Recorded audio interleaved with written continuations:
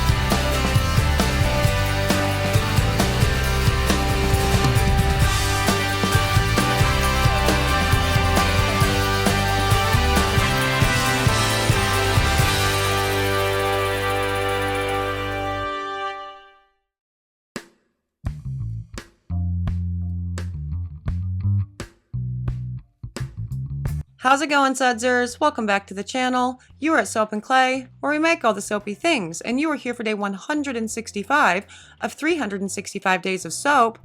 Cool. And yeah, today's recipe day.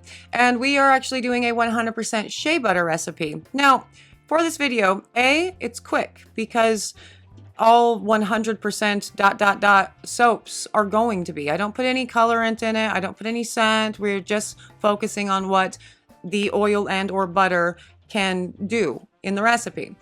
And so the video is short and I do give you a recipe at the very beginning, but we are going to talk at the end about what recipe I think you should actually use because of what I learned during cure. So let's go to the video. You can see the process, how thick the batter gets, all the things, you know now. Okay, so I'm about to show you a recipe. Do not use this. Do not screen cap this. Do not pass go. Do not collect $200. If you do this, you're going to go straight to soap jail. Seriously.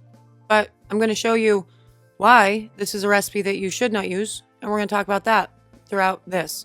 And I'm giving you a different recipe in the comments or in the description somewhere in the video. There will be another recipe for what I think you should use. Now, we talked about shea butter during the deep dive, right? And I said that I was making a 100% shea butter soap because as we looked at the fatty acid profiles of shea, I mean, it's high in all the moisture awesomeness, right? And it's also high in the, like the stearic and the palmitic. So it can create a nice, like creamy, stable lather.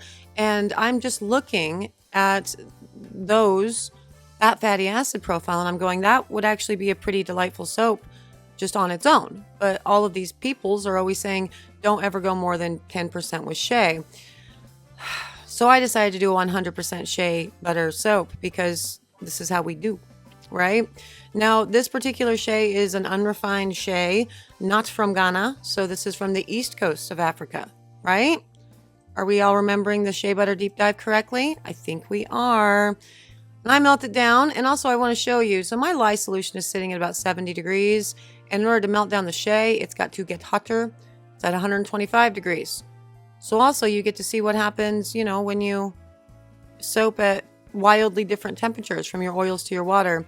Hint, nothing actually happens. It's a little thick. That's not a problem. But the shea butter soap, a 100% shea soap, was going to get thick regardless. So it's actually pretty crazy. See how quickly I haven't even started the pulsing. Just started it there. Look how fast it got thick. Wild. So that's what happens when you have a difference of that big with your temperatures. Ish. I mean, it's the worst thing that happens. So, everybody that's still trying to keep their soaps, their soaping oils and their lye solution within 10 degrees of each other, that's not necessary. It's really not. You get some thick soap though. All right, so we don't put any colorant, we don't put any scents, we don't do anything for these tests wherein we are just looking at the performance of the oil or butter. So very, very quick mix to emulsion, put in the kaolin clay, and then, put it in the little mold things. Now, I will say that with this, it got really hard really fast. Like I was able to get these out of the mold within like 3 hours. So it's much like a coconut oil soap. And this is something that you're going to experience with really all soaps that have a high content of solid oils or butters in the recipe. They are quick to unmold. So that's cool. Quick to unmold does not necessarily mean quick and faster to use, but that's a different conversation. We've talked about cure and what I think about all of that in many other vids before. Okay, and on to the pour of this guy. Now, this soap is fully emulsified. I know that to be true because I do this for a living. That said, this soap had some interesting problems during cure that we are not going to see in the cut, but we're going to talk about it because, you need to know. You need to know why I'm saying, hey, I made this recipe, don't frickin' do it. Now, as I said, this is going to firm up very, very quickly in the mold, and we will be able to test the lather and do all the things, right away, but we are still going to talk about the after effects of this soap. Okay, so remember how in the Shea Butter Deep Dive, we were talking about the unsaponifiables and how, and even people in chat were also saying the same thing, that a 0% superfat, 100% shea butter soap, because of the unsaponifiables in it, would yield a pretty excellent bar of soap, right? I think we got it backwards because it's the amount of unsaponifiables, like 11% of all of Shea is unsaponifiable, right? Which means it does not go through saponification, which means lye does not touch it, which means the calculations of lye, it should actually be a steeper lye discount. So like a 20% superfat ... to make up for that. If my logic is flowing correctly, I don't know. At this point though, when I tested the lather, it was a beautiful, creamy, very gentle lather.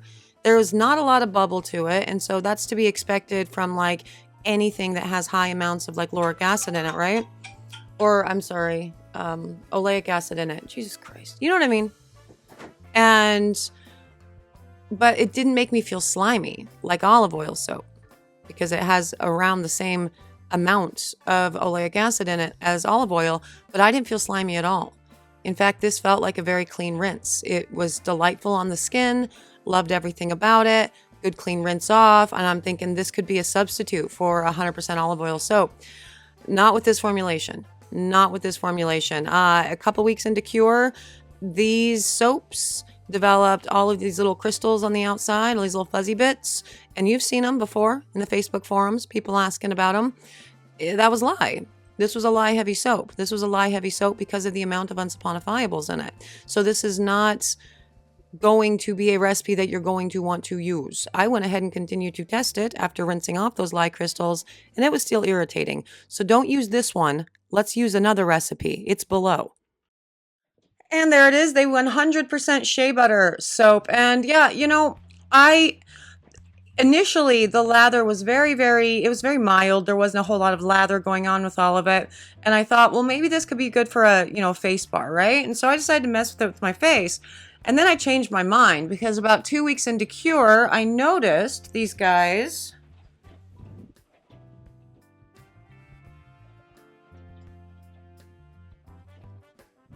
They have all of these little fuzzy bits on them. That is a lye heavy soap. So the amount of the unsaponifiables in shea butter, as I had told you before when we did the shea butter deep dive, that actually ended up creating kind of a weird recipe. So I think you would do a pretty steep lye discount if you wanted to do a 100% shea butter soap to not have to deal with that. And so instead what I went ahead and I did is I made a shea butter recipe that's 50% shea, 50% coconut oil, and the initial tests of that were absolutely amazing. If I can find the footage, I will make sure to like drop a short or drop it on Instagram so you can check out the actual, lather of it all. But that's a much better idea for something like a face bar or something, because you get that really beautiful moisture rich from the shea, but also you get the big bubble, and you are not contending with soap that has fuzzies on it.